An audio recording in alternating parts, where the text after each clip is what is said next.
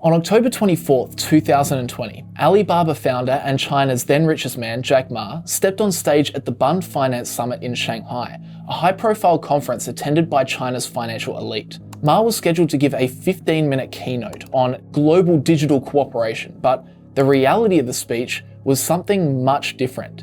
Instead, Ma attacked the country's financial regulatory system, delivering a 20-minute critique of the Chinese government, calling them outdated, risk-averse, and accusing Chinese banks of operating with a pawn shop mentality. 我们不能用管理火车站的方法去管理飞机场。 The speech quickly made waves in financial circles and on Chinese social media, but then it was silenced. Censors quickly scrubbed all mentions of his critique online, and the Chinese government retaliated. Within a week, regulators had blocked major business activity involving Jack, and within a month, China's richest man was missing. China's most famous tech tycoon seems to have just disappeared. The famously outspoken 56-year-old making headlines after delivering a speech critical of the Chinese government. Jack Ma got way out of line. It's like poking a bear in the nose with a sharp stick. Since giving this speech, Jack Ma hasn't been seen in public, and now many are questioning. Where is Jack Ma? Our story starts in the mid-1990s. The internet is still young, but growing fast. For the first time, people can send messages instantly, browse endless information, and connect with strangers online. In China, this technology is almost unheard of, but that's about to change. In 1995, a former English teacher from Hangzhou named Jack Ma travels to the United States. Sitting at a computer for the first time, he types beer into a search engine. Results appear for American and European brands, but none from China. To Ma, it's not just surprising, it's an opportunity. He returns home and starts one of China's first internet companies, China Pages, a digital yellow pages helping businesses get online. It's clunky, slow, and ahead of its time, but it plants the seed. By 1999, in the middle of the dot-com boom, Ma gathers 18 friends in his apartment and pitches his next idea. Alibaba, a website connecting Chinese manufacturers directly with overseas buyers. Small businesses in China can now sell to the world without middlemen. But it's risky. China's e-commerce laws barely exist, internet access is limited, and trust between buyers and sellers is almost non-existent. But Ma believes the timing is perfect. With modest capital and donated computers, Alibaba goes live. Searchable company profiles, product listings, and contact details make it simple. And it works. By the early 2000s, Alibaba has tens of thousands of users and is driving a revolution in Chinese e-commerce. While many Western .com startups burn through cash and collapse, Alibaba grows steadily. Jack Ma isn't chasing a trend. He's bringing the internet to China's small businesses, laying the foundation for one of the world's most valuable companies. By the early 2010s, under the Alibaba umbrella, Jack Ma now controls a growing empire: Taobao, Tmall, AliExpress, Alibaba Cloud, and Alipay. Each business feeds into the next, building an interconnected web of e-commerce, payments, and infrastructure that touches millions of lives across China. With every passing year, his wealth and indeed his influence grows exponentially. Ma is no longer just a successful entrepreneur. He's becoming the public face of Chinese business, the man who's proving to the world that borrowing capitalist ideas from the West and adapting them to China can work spectacularly. He's a sought-after speaker at international forums, a headline maker at home, and a role model for a new generation of entrepreneurs.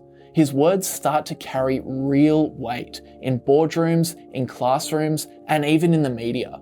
But with influence comes something much more dangerous: overconfidence. Ma begins speaking more freely about his vision for China's economy, occasionally hinting that innovation should be unshackled from outdated rules. He pushes for faster change, more openness, and greater trust in the private sector. And it's here that the careful balance between a celebrity entrepreneur and the state starts to shift. The higher he rises, the more Beijing notices. And on October 24th, 2020, Ma lit the match that would change everything. But before we get to that, I want to take this opportunity to thank today's video sponsor, 8 Sleep. 8 Sleep, if you don't know, are the makers of this, the Pod 5. And this is a smart mattress cover you place right on top of your existing mattress, and it uses water to heat or cool the bed throughout the night to regulate your body temperature. The app also connects with sensors in the pod, so not only do you get a good night's sleep, but you'll also know all about it. So the pod tracks sleep stages, heart rate variability, respiratory rate, all without wearables. As I said in my last video, for me, the most notable change has been making a start on my day. Having that better night of sleep really helps wake me up earlier, and it helps me get more out of my day, which I really like. So if you'd be interested in trying it out for yourself, you can head over to 8sleep.com/newmoney and use the code newmoney to get $350 off your very own Pod 5 Ultra. You get 30 days to try it and return it if you don't like it, so give it a go, and thanks to 8 Sleep for sponsoring this video. But back to Jack Ma, and as I said, it was in October of 2020 that Ma lit the match that would seriously change the course of his life. Speaking at the Bund Finance Summit in Shanghai, before China's financial elite, including top regulators, he delivers a 20-minute critique of the Chinese system itself. He accused banks of having a pawn shop mentality, relying too much on collateral and ultimately stifling new ideas. Instead, Ma urged a shift towards a modern credit system powered by big data, so loans could be based on information, not just physical guarantees. But he didn't stop there. Ma also accused regulators of blurring the line between supervision and management, micromanaging, instead of guiding growth. He warned that risk-free innovation kills progress and argued that what China needed were policy experts who could adapt, not bureaucrats enforcing one-size-fits-all rules. This was Jack Ma's first big shot at the system itself, and there's one thing you need to be very careful about in China, it's criticizing the system. As Jack Ma finished his speech, the crowd gave an awkward applause, with some trying to avoid clapping. The news quickly spread throughout local and international media, but as the headlines caught on, Beijing intervened, and censors quickly moved to curb all mention of Ma's words from Chinese media. Jack Ma's speech could not have come at a more sensitive time. Ant Group, Alibaba's fintech affiliate, which operates Alipay and an array of financial products, was just days away from what was looking like a record-breaking IPO. Slated for early November 2020, Ant's dual listing in Shanghai and Hong Kong was set to raise around $37 billion, valuing the company north of $300 billion, potentially the largest IPO in history.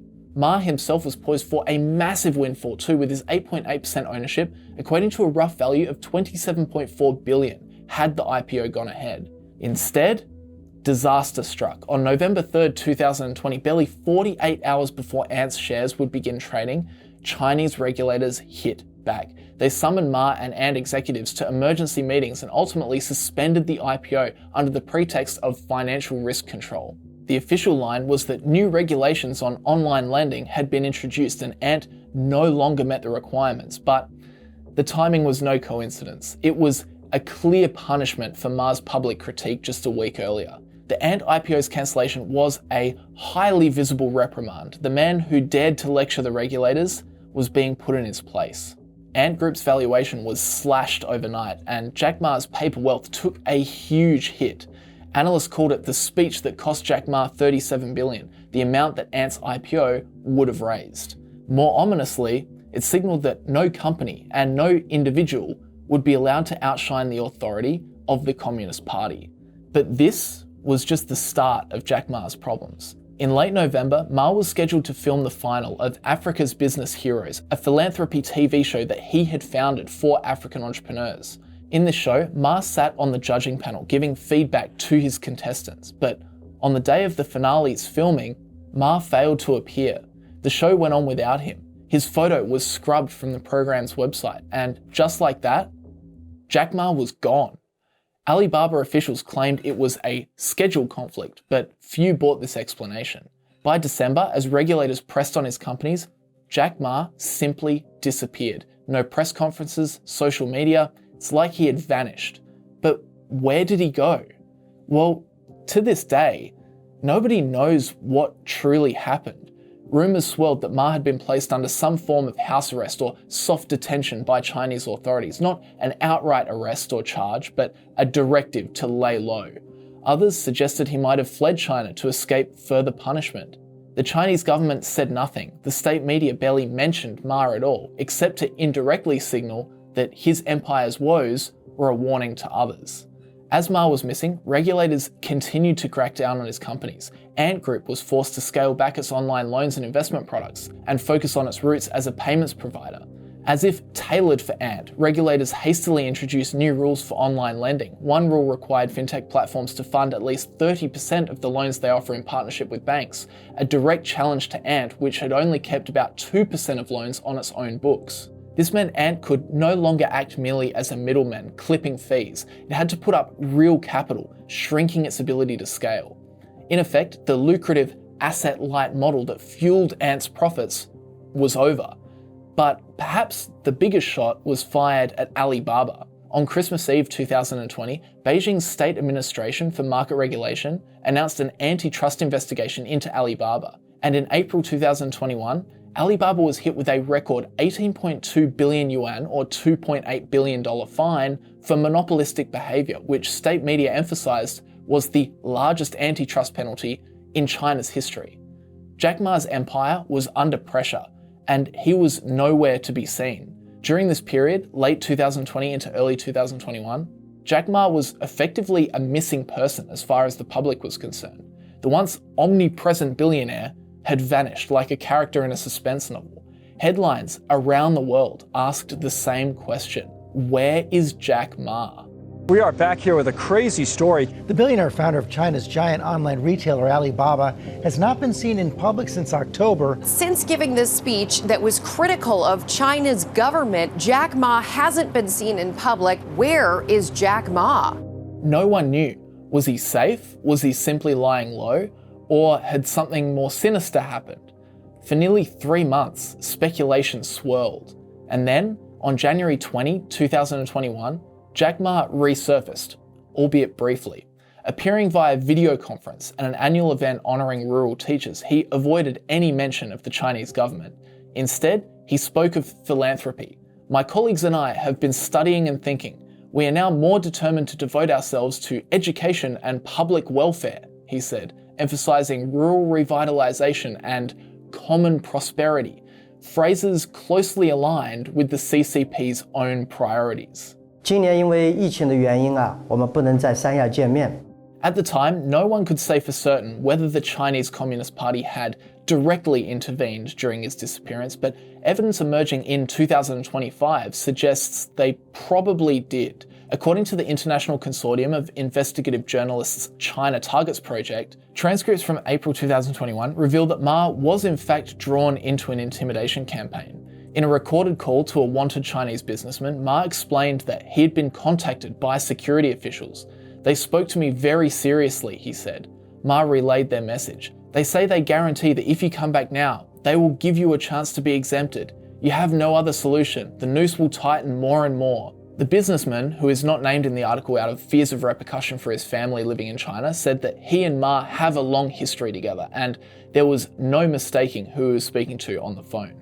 After Jack's 2021 appearance in the 50-second video, he kept a low profile. In May 2021, Reuters spotted him visiting an Alibaba-owned campus for an internal event, but that was one of only a handful of public sightings that year. He avoided the spotlight and ceased any criticism of regulators. In fact, Ant Group, under regulatory pressure, announced Jack Ma would relinquish control and restructure the company's governance, diluting his influence. Over 2021 and 2022, Jack Ma spent significant time abroad, a stark change for someone who once jetted around promoting China's tech innovation. He reportedly lived quietly in Japan for 6 months in 2022, engaging in hobbies like painting. He was spotted in Hong Kong and Spain in late 2021, including on his soup yacht in the Balearic Islands, suggesting he still had the freedom to travel, albeit under the radar. By 2023, Jack Ma began slowly inching back into China's public sphere.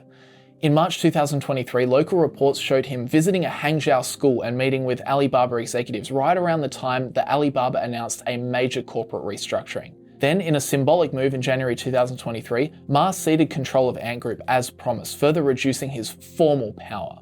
His net worth by then had fallen around $30 billion, roughly half his peak, due to the tech stock slump and Ant's devaluation. But while he's still done very well for himself, the image has certainly changed. The once flamboyant, risk-taking mogul has been recast into a quieter, more cautious figure. His public remarks now stick to safe, uncontroversial topics: agriculture, education, philanthropy. The rise, fall, and return of Jack Ma has become more than just the story of a billionaire. It's a barometer for the shifting relationship between China's private entrepreneurs and the Communist Party, a reminder that in today's China, no matter how powerful you are, there are limits no man can cross.